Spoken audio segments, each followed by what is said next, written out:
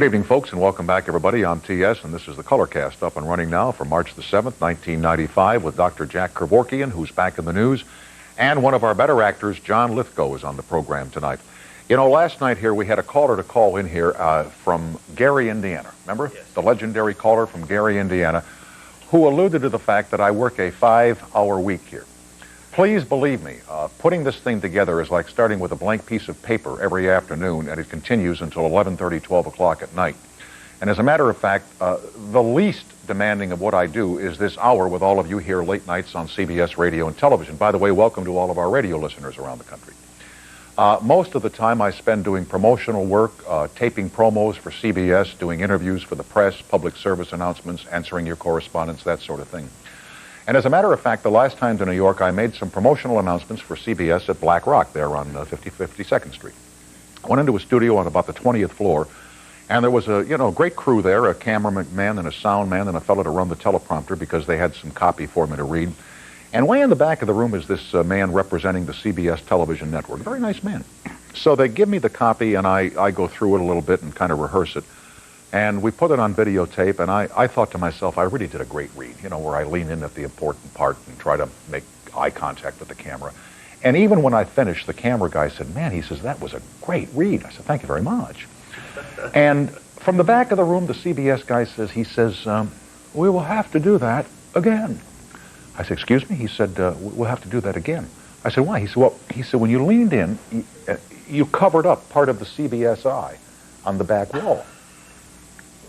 And he said, we couldn't see all the letters, CBS. All we saw was BS. And I said, well, you're starting to get it already. I said, by the way, if what they're watching is back there on the wall and not out here in the front, we have a major problem. He said, you're right, we'll accept it the way it is. But this is kind of what I go through here in my little 5-hour week. So I'm watching the O.J. Simpson trial this morning on Channel 5. That'd be KTLA, which is the station covering it here in Southern California this week. And by the time you finish watching the morning session, with all of the objections overruled, objections sustained, objection overruled, which could make you crazy, they do a commercial and they come on with a talk show. And I don't know the man's name who hosts this show. If you do, shout it out. It runs at noon on Channel 5 here. Charles Perez. Charles Perez is correct. Thank you, ladies and gentlemen, in the booth and out here on the floor. And today's topic is body piercing. And they've got 5 or 6 hysterical and histrionic young people who have been pierced in every conceivable, and when I say every conceivable, I mean exactly what I'm saying, body part. And they bring out this guy, and his main desire in life is to have his tongue pierced on television. And they have a guy there who was a doctor who is the official piercer. It doesn't hurt, it doesn't infect, it's going to be great. You will love having something stuck through your tongue. And I'm sitting there absolutely aghast. And this guy goes off camera for about 25 or 30 seconds, and he comes back out, and he says, okay, stick out your tongue. And the guy does, and here is this brass bolt through the middle of his tongue. I've never seen anything like this in my life on television. And I'm thinking to myself, where did this come from? What is going on in America? And they're having a big discussion as to whether or not this hurts or whether it's infected, and I'm thinking to myself, this is stupid. I think if we were meant to be born pierced, we would be born that way, would we not? Yes. Man, I would think it'd be tough in my business to have your tongue pierced, but in any event, it just struck me as unacceptable television. I don't mean to knock Mr. Perez, but man, having your tongue pierced on TV, boy, what a concept. It's like kamikaze pilots when they first sold that one in World War II, huh? And finally, I thought yesterday, we had some rain here this past weekend, and I thought, I'll help the pool guy along by siphoning some water out of the swimming pool. And I should never do anything around the house, I woke up this morning and the pool was nearly drained. And I got 9 feet of water, and it's all down the street, okay? The pump is burned out. God knows how much I'll have to pay for the water to refill the pool when the guy finally comes tomorrow. All by trying to help somebody out and not minding my own business. I'm probably out $828. But then again, with a $50,000 bonus from CBS, what the hell do I care? Back with Dr. Jack Kevorkian, who will be before the Supreme Court soon on the rights of people to die. and later on, the actor John Lithgow. I'm Tom. This is the simulcast for Tuesday night. Settle back and relax and watch the pictures now as they fly through the air. Thanks for watching, everybody.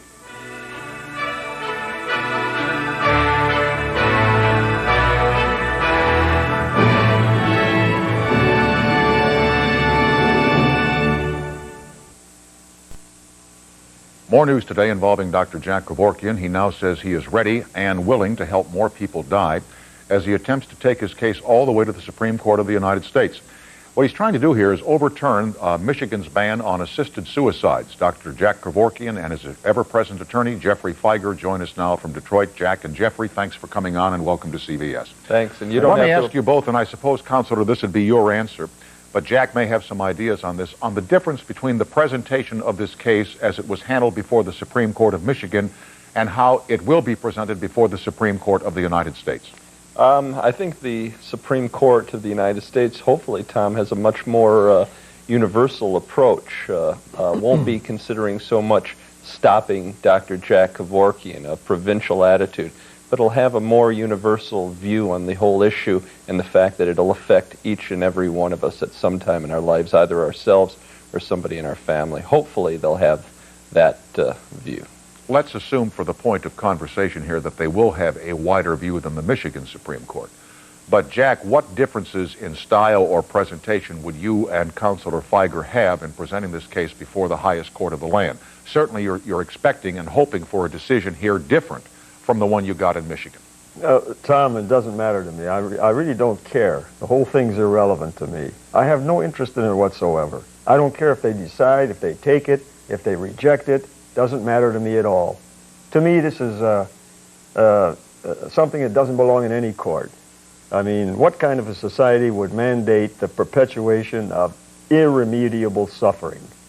And you know, it's not a matter of ending a life. Just the option alone, having the option, makes some people feel so good, their mind so relaxed, that they go on tranquilly and die naturally. This isn't a matter of ending life, it's a matter of preventing suffering. See? Now, the option, just 2 weeks ago, I had a patient, I've been counseling for a while, and the patient went on and died naturally, and I was called by the family, and they were so grateful because having the option alone made the patient tolerate physical suffering and she didn't end her life. It's not a matter of ending life, it's a matter of ending suffering, and the option will do that. In some cases, the person must end the life physically, but it won't happen in every case. Jack, you and I know that, but the last time that you and I and Jeffrey spoke when I was over at NBC, we had some calls from people who, well-meaning as they might be, are religiously and theologically convinced that to interfere in any way with the, quote, natural process of death as decreed and dictated by by God Almighty is intervening in the natural order of things, and because suicide has become a taboo in society over hundreds, if not thousands of years, it's a very tough road that you're walking here. I'm sure you can understand that. But Tom, listen, that's a Christian theology. Hindus don't say that. Gandhi endorsed euthanasia. What theology has nothing to do with this? An atheist doesn't care what a Christian says. Neither does a Hindu. Neither does a Jain. Neither does a Zoroastrian. You bring up another good point, Tom. You know, if you focus on the issue of the right to suicide, which we don't focus on, you might come up with that result. But if you focus on the right to end suffering, some people at the end of their lives, their suffering cannot be ameliorated or alleviated. In those small percentage of cases, death may be the only treatment of choice. That's the real issue. Let me take you back then to the presentation that I assume you will make before the Supreme Court of the United States. You will have to establish for these justices that somewhere in the Constitution of the United States of America there is language or the sense of language, the spirit of language that would indicate that the approach taken by Dr. Kevorkian is inherently a part of the right to life, liberty, and the pursuit of happiness. How will you do that? Well, actually, I'm going to take a slightly different approach. My position is, under the 9th Amendment, it is a right that the citizens of this country, Tom, have always possessed. It is a right that we never deeded by fiat or otherwise to the government, but it is a matter of personal liberties and freedoms that are inherent in our democracy, and therefore we've never given it away. There's nothing in the Constitution that tells me what clothes I have to wear on Monday, Tuesday, or Wednesday, or how I have to comb my hair, or what cereal I eat in the morning for breakfast. What makes you think that I have to look to the Constitution for the right to not suffer at the end of my life? To look like that, to look at the Constitution and say it contains all our rights, is ridiculous. The framers never considered that, and hopefully the conservative justices on the court are not going to start thinking that. By the way, as counsel for Dr. Jack, how does it help or hinder your case when you hear him say, you know, I don't care if they even take the case. I don't care if this goes one way or the other. That's certainly not something that an attorney would want to hear from his client. Yeah, but he's always been pragmatic. He always shoots from the hip. And frankly, the more I listen to him, the more I not only understand him, but find him to be totally rational and sensible. When you think about it, why do we have to go to the courts or the legislators or the prosecutors or the police to deal with something which is so private? That is the right, if I'm sick and dying, to decide how much suffering I have to undergo. It's almost a little ridiculous, and he has every right, by the way, Tom, to be a little cynical after what he's gone through. No question, no question. By the way, Jack, and we talked about this the last time you and I and Jeffrey spoke, where is the rest of medicine on this? Where's the AMA on this? Where is the College of Surgeons on this? Where are your colleagues on this matter of the right to end suffering? Certainly, medical doctors and nurses in this country have dealt for long enough with people who suffer terribly before they pass away. They know what's going on here. Where are they as you carry this load all by yourself? Tom, they're doing what they always did. They're covering themselves. They would be punished if they spoke out openly on this thing. They have too much to lose. I don't blame them. Organized medicine, the ones running the profession, the AMA, they're the real social criminals. I mean, they're silent on this. It's a medical problem. It's a medical thing. Where are they? I mean, they aren't even talking about it. Not only that, they say it is unethical, and they want laws to make it illegal. Get that? I mean, this is crazy. Don't expect anything from organized medicine. The average physician, over half of them support this. They can't speak out. I feel sorry for them. They just can't speak out. Let me ask you here about Jack Kevorkian as a young man in medical school, when you were studying medicine. Yeah. What kind of a doctor did you want to be as a young man? Well, a good one. I understand. And I didn't know for sure what I wanted to be. I picked pathology because it was connected with all branches of medicine and I thought and research, and I thought that would be a good broad field to get into. I think going through it again now, though, I'd go into a clinical specialty. But what drew you to this very specialized area here of the end of life and suffering and helping people to end suffering? What was it about this part of medicine that attracted Jack Kevorkian? I don't know. I guess it's just empathy, common sense. When I saw people suffering as an intern, I knew that there was a need for this sort of thing. I mean, I just empathized with the patients. If I were like that, I wouldn't want that. I'd want someone to help me end it. But I wasn't actively involved in the thing until I got older, and some of my research carried me in this direction. Just sort of use a big word, stochastic. You understand what that word means? I have no idea, sir. That's why I used it, Tom. By the way, I don't want the camera to pan in too close to see my tongue after I heard your intro. Don't look at my tongue. Tongue piercing puts off Jack Kevorkian. And tonight I was winning at poker, and you realize I had to break the game and come here and leave my friends Nick and Brian and Mike and Anson and Doug, and I was taking their money, and I had to break that lucky winning streak and come here. Tom. Jack, I really owe you one. Thanks a million. He'd like part of that bonus. Yeah. How much were you ahead, Jack? $48. Okay, Jack. Checks in the mail. That's nickel, dime, quarter, and too. Your government will support you, and several others. Back with Dr. Kevorkian and Attorney Jeffrey Feiger, and you on the toll-free exchange at 1-800-95-CBS-TV. I'm Tom. We'll be right back after a short time out.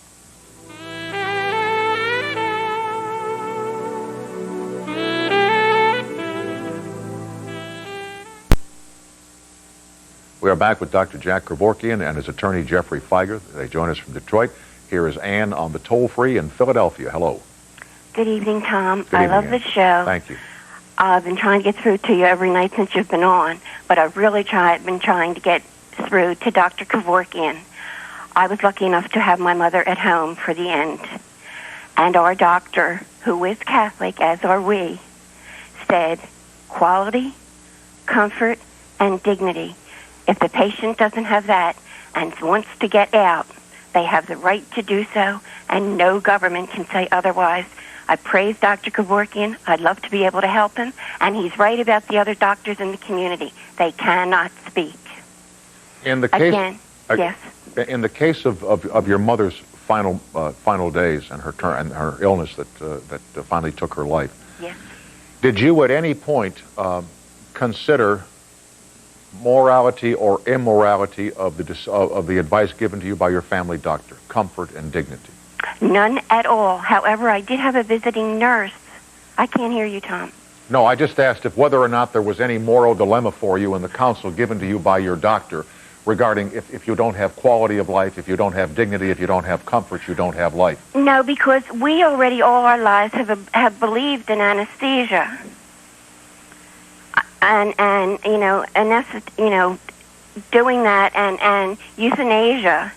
And my husband and I have agreed that, you know, if somebody tries to overrule us, we will find a way to do something on our own, because we're orphans now and have no children. And more than that, again, I watched what my mother went through, and I had her home. I did have a visiting nurse who was a nun, and she made an accusation, which put me a little bit paranoid. And the doctor said to me, tell her that when she is in there, she is not a nun, she is a nurse, and she will follow my orders, and she will not try to give you a guilt trip. Very good. So, Jack, your message is not falling on deaf ears. Okay. At least in the case of this lady in Philadelphia. Not at all. No. If I could help him, I would. Ann, thank you for your call. You're welcome. Good night. All right, good night. Do you have any idea, Jack or Jeffrey, when this case will reach the Supreme Court, since we've talked about that possibility? Well, has it been docketed as yet? Well, the writ has been served on the court. The court now has to decide, Tom, whether to accept leave, actually hear the case. I would expect they'll decide before July, and then if they do accept it, we would be, I would assume, one of the first cases on their October term. You know, Jack, in interviews that I've seen you do with others in here, we've always talked about people that you've assisted to end their suffering. How many people have you helped to live? Because I'm sure in your medical career you've done that on occasion, too. Oh, yeah. More. Many more I've helped to live than end their lives. People don't know that. That's not sensational. It doesn't make news, and no one knows about it. By the way, Tom, let me say one thing. One reason why the court is irrelevant to me is that Benjamin Franklin and Thomas Jefferson both specifically said in writing that when the time comes and life is no longer worth living, when there's no dignity left in life, that it should be ended peacefully, with dignity, with help. Now, Thomas Jefferson and Benjamin Franklin taken together are 20 times the combined mentality of our Supreme Court today. And therefore, I wouldn't Boy, care what that... Counselor loves to hear this. This is music to a lawyer's ears. I mean, everyone would agree with that. Those two men alone, their thoughts mean more to me than the whole court. So the court can say it's illegal, means nothing to me. Got you. Here is Barbara on the toll-free in Beach Mountain, North Carolina. Hello. Hi, Tom. Hi, Barbara. How are you? Welcome back. Thank you. I just wanted to know what part, if any, does religion play in Dr. Kevorkian's life? Good question. I am very much for what he does, and just was curious. I'm an Episcopalian, so I was wondering. By the way, folks, you don't have to give your denomination when you call tonight. Well, I just felt like I should. I understand. All right, Jack, religion in your life, what part? Not much. I went to Sunday school when I was a kid, and like most kids, I was bored. I didn't listen even to what's going on, and I was exposed to it.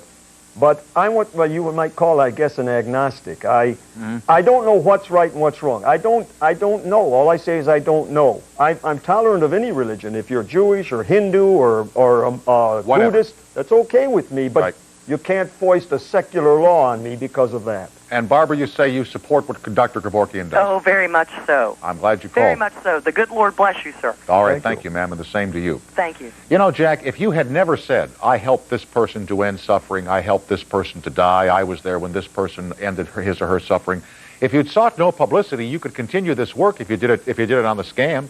Well, if you did it behind the scenes. I didn't seek publicity. When we did this the first case we helped, the first patient, my sisters were helping me, and we said, boy, that's nice. I'm glad we had no news media, nothing there. Now if I could just help 5 or 6 more and write a medical paper to a journal to show doctors how it could be done, and word leaked out through the police that you have to call in the medical examiner. That's the law. And that's where all the publicity broke loose. I understand that, but in the case of the first patient that you helped to end her suffering, the woman who I believe had Alzheimer's. Janet Adkins. Right? Yes. And couldn't a member of her family have notified the police? I mean, you could have quietly exited the death scene. No? No. I was there. I was there at what's called a death under extraordinary circumstances. You have to report that to the authorities. But the authorities, Tom, are the ones who always call the news media. Everybody thinks that we call a press conference or we call the news media. That isn't true at all. In not one of the 21 cases have myself or Jack ever called the news media. It's always been the police. We are with Jeffrey Feiger, attorney, and Dr. Jack Kevorkian, who is known to everybody watching this program at 800-95-CBS-TV. Back with more after these messages.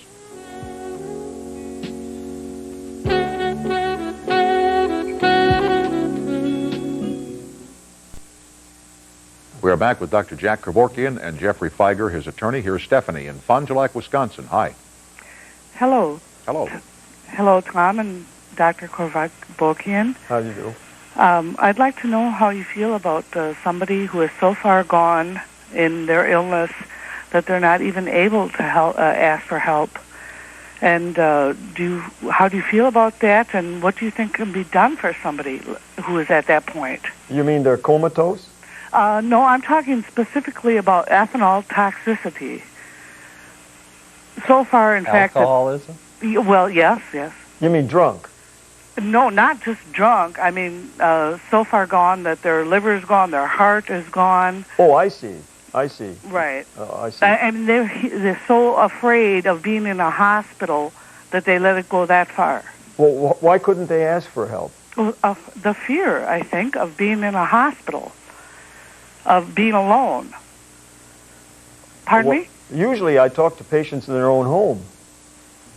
Well, I think that's wonderful, but there aren't many doctors who are as forward thinking as you are. This is true, Stephanie, but I think we're both having a little trouble understanding the exact situation of which you speak here.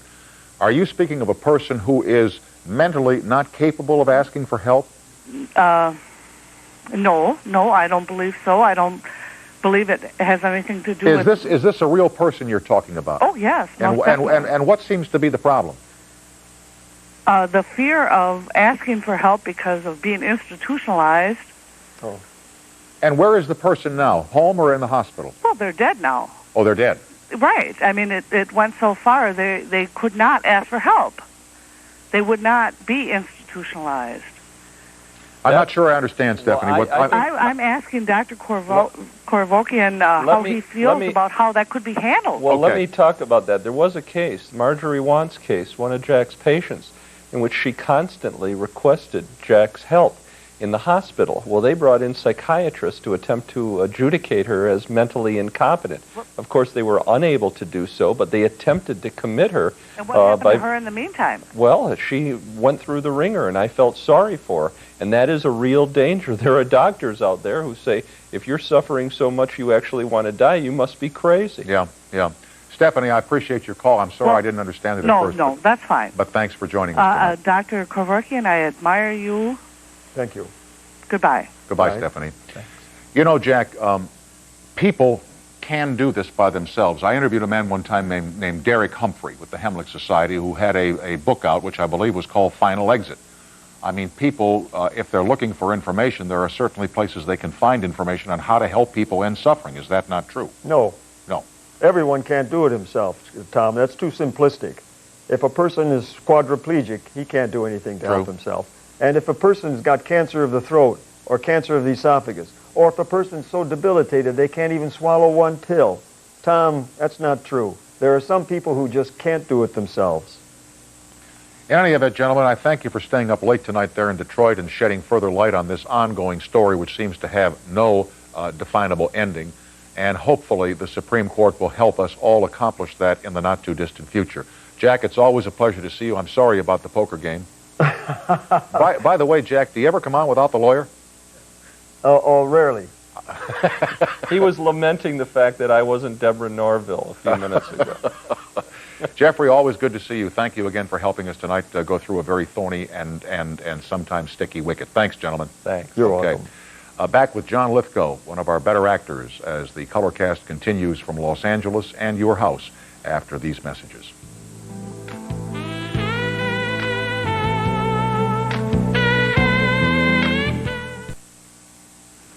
John Lithgow has entertained all of us in such films as varied as Cliffhanger, The World According to Garp, and Terms of Endearment.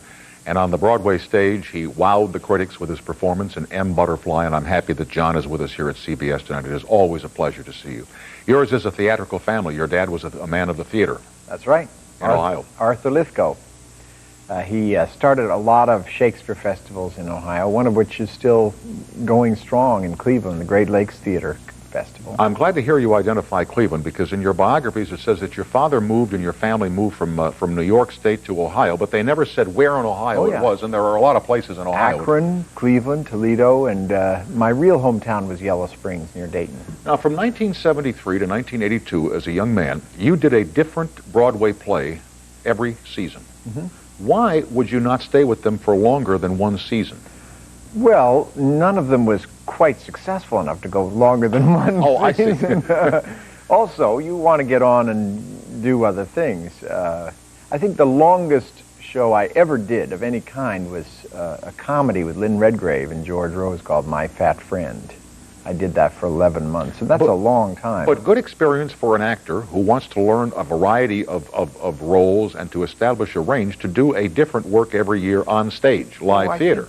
Yeah, I mean, back in those days, I miss those days. I mean, that was kind of exactly what my aspirations were when I first became an actor, was to do good theater as different as possible every time out. And I certainly did all varieties of things. I also think it's good to, if you're lucky enough, to do a lot of theater before you get into movies and television big time, because theater really teaches you who you are as an actor. Now, how big a turning point in your career was The World According to Garp in, I believe, 1982? Big. Yeah. That really was my entree into a movie career. The equivalent in the theater was my Broadway debut in 1973. World According to Garp was, I had been in other movies and played major roles in other movies, but that was certainly the most eye-catching performance and Oscar nominations. You were a transsexual, a man who had become a woman, and as I recall, you had a line in the picture where I believe Garp had a transsexual experience of a very different nature. Yes. When his wife, while performing a rare and valuable service for her husband, clenched her teeth at the most inappropriate time, and you had a line in the picture to I wonder if I can remember that line. I said, that poor boy. I said, I mean, I had mine removed surgically under general anesthesia, but to have it bitten off in a Buick, it's just too horrible. I can't believe I remembered that.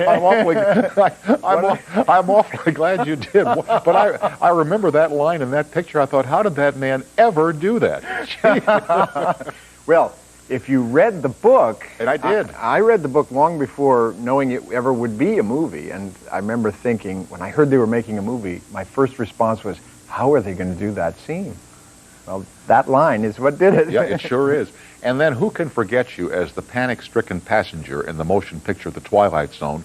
And I think a lot of people who fly take you with them as their seat companion on almost every flight they make. Yeah. Where did that come from, that performance in you? Had you ever been scared on a plane before? No, I'd never been. I had a good friend who had a very serious fear of flying. And I called him up and spent like an hour on the telephone talking to him about it, very much about what went through his mind, what were his panicky feelings and experiences. It's always nice to have one person, like a touchstone, when you play a role, who can really get inside. When you get on a plane, does it come back to you, John, ever? No, I wish I had a nickel for every joke a flight attendant made.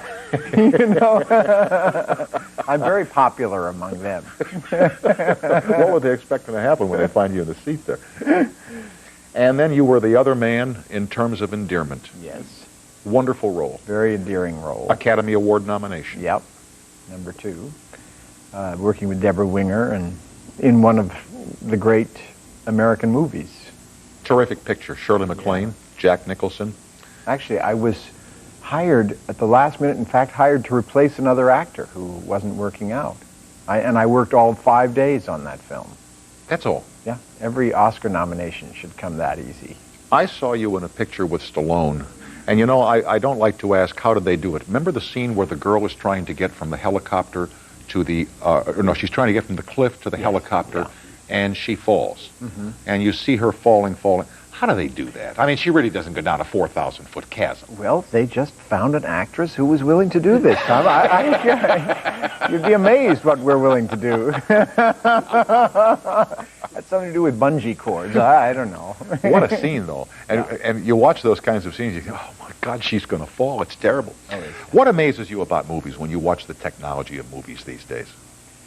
It's gotten so beyond me now. I just sort of sit back and don't even ask anymore. I just did a wonderful Tales from the Crypt episode that Bob Zemeckis directed, where he had Isabella Rossellini and I acting with Humphrey Bogart, using clips from his old films, this nifty parody of a film noir.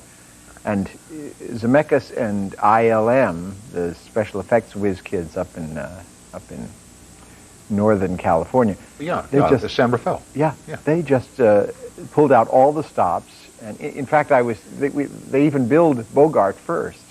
You know, I mean, we were really acting with him. Alphabetical, surely. Yeah. You know, the other night on the David Letterman show, and I don't know how they do this, but it's probably the same type of a thing. Letterman was throwing the card through the window, as he's wont to do. And now you see this card in Forrest Gump. It's floating, and it lands on Tom Hanks's knee as he's sitting on the bus bench, and Letterman walks in and takes the card off of his... I don't know how they do that. I guess it's best not to ask. It's injecting a new dose of magic into the movies, and it is thrilling. You will soon be seen in a picture for CBS, which is called My Brother's Keeper. This is the story of twin boys, one of whom has AIDS. And in this picture, again, I'm sure through the magic of some kind of technology, you play both twins. Yes, well, the magic of technology and the magic of acting. We sort of marry the two of them. It's a project very, very dear to my heart, an extraordinary television film directed by Glenn Jordan, based on the lives of these two men, Tom and Bob Bradley, events in their life in the year 1990, the year before Tom died. And it's a story of fleeting hope, the possibility that a bone marrow transplant between these two identical twin brothers might just prolong the stricken brother's life.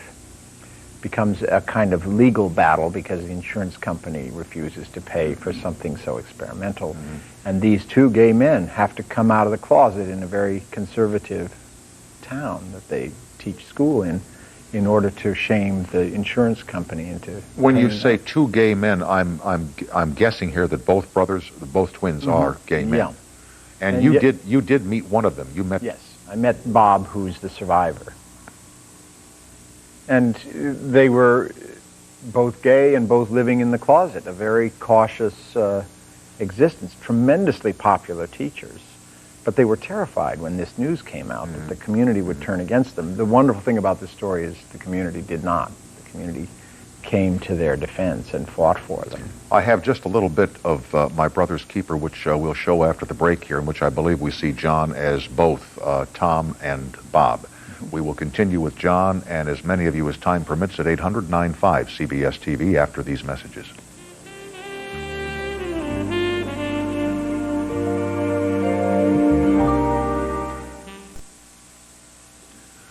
We're with John Lithgow, who is in a picture for CBS which is called Thy Brother's Keeper, and you play both of the twins. And obviously there are differences in appearance between the one who is well and the one who is not well. So technically, how is that done?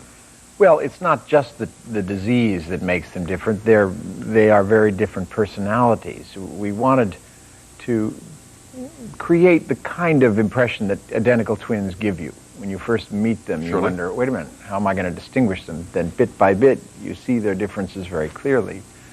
Glenn, the director, Glenn Jordan, sort of presented me when I first met with him with two long lists of adjectives describing the two brothers. That became the sort of beginning of building the portrait. We did a lot of nifty things technically. We had another actor who looks exactly like me from behind, a guy named Greg Callahan. Really? He was my double so that I could play all the scenes with him and then we would switch roles. Then there was a lot of technology that put images of me together. You'll see some of that if you run the clip. But in essence, it all came from getting to know these two personalities as well as I could. And I have no question that in itself was enough to make this work. you'll see. You really must see this film. I will see the film, but let us all just show just a little example here of what we're talking about before we go to the phones. Here is John Lithgow in just a few moments of Thy Brother's Keeper. You'll be famous. You'll be the first person in history to be cured. I'll be infamous if anyone finds out. Be interviewed on TV behind one of those screens like they do with mafia bosses. And black tape over my eyes. Yeah, my name is Arvid Olsen, and I got the cure from the HIV. Oh, Mom would recognize that in an instant. We're not keeping this from Mom. Of course we are. Well, they really changed your appearance, didn't they? Well, but it's very subtle, you know. It's as I say, it's like identical twins.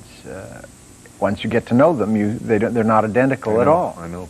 Liz on the toll-free in St. Paul, Minnesota. Hello. Hi. Hi.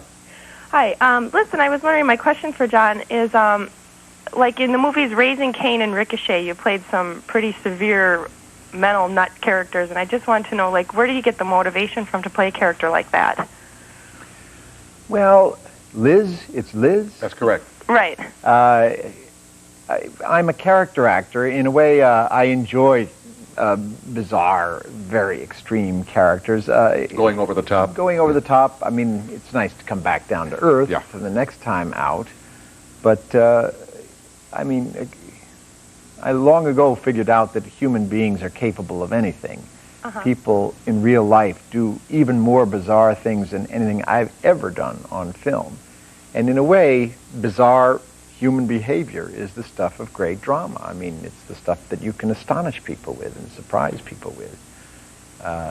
And you're confronted with a story like Ricochet, which is a real kind of gothic morality tale of modern urban criminal life. You sort of want the character to be extreme. Yeah, I just loved you in that, by the way. Well, you're supposed to hate me. Well, I know she I'm hated supposed to hate you, but I still thought you were great in it. Thank you. I take the compliment. Liz, we're glad you called. Thanks. Thank you, Tom. All right, have a nice evening. You too. Bye. So, have you cast your ballot in the Academy Awards yet? There are a couple of performances I have to catch up with. It's tough choices this year. There was a lot of good acting out there. Yep. I would think that the toughest choice of all, and do actors vote for actors, period? No, but we also vote for Best Picture. Okay. I would think the toughest choice for an actor, and I've seen 4 of the 5 Best Supporting Actor pictures, I would think the choice between Gary Sinise in Forrest Gump and Marty Landau in Ed Wood is an extremely difficult choice. Yeah, but then you throw in Sam Jackson in Pulp Fiction. That was another great. Well, you see, Pulp Fiction was one that just went right over the top of my head. I mean, the people that I saw the picture with, we just wish they would have showed it in the correct order of reels. We thought it was something terribly wrong. Now, Tom, you got to go see that one again. I will. I will. But it totally. What was so great? Never mind. That's your next show. No, I'll go see the picture again. That's fair. But I thought Sinise and Landau were brilliant in those It's where you pictures. see some great acting, that Yep. category. That's where they nominated me. And the one supporting, day, the supporting actors are the character people, which is not to take away from the the leading men but- sell the tickets. You guys do the movies. John, it's always a pleasure to see you, and thanks for Great, coming Tom. in. We'll look forward to My Brother's Keeper here Always on a CBS. pleasure. Thank you, sir. We'll continue and wrap it up for late on Tuesday, early on Wednesday, after a commercial break. John, thanks. I really...